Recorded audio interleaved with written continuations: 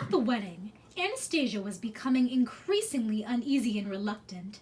She was about to have everything she thought she ever wanted: love, riches, and even beauty. But she wasn't herself, and she wanted someone to love her for who she was, not as someone else.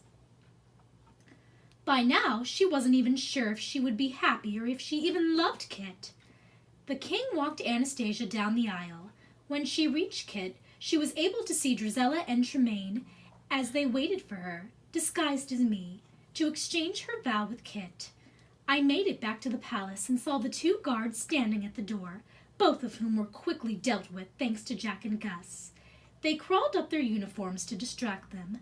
I then sneaked into a chapel and made it to the part where the priest said, "Do you, your highness, take Cinderella to be your lawfully wedded wife, to have and to hold, to love and to cherish, as long as you both shall live?" "I do," answered Kit.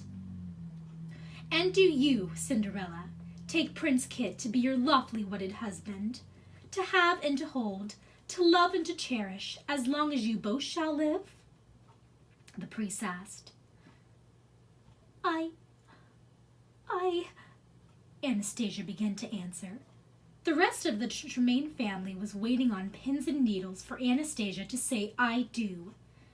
Their adrenaline levels shot up when they saw me approaching the altar.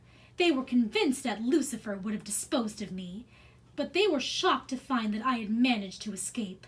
As I drew closer to the altar, Anastasia grasped Kit's hand, unsure whether she would truly feel a special connection with him.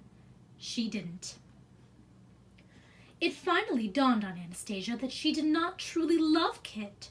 She looked to her right and saw me standing just a few meters from her. Anastasia looked back to Kit and noticed his expression of unease, and then she hastily looked back to me, this time looking me dead in the eye, as I looked back at her.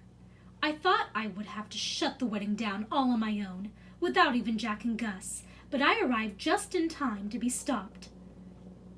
"I don't," she said, to my amazement. I gasped at Anastasia's reply.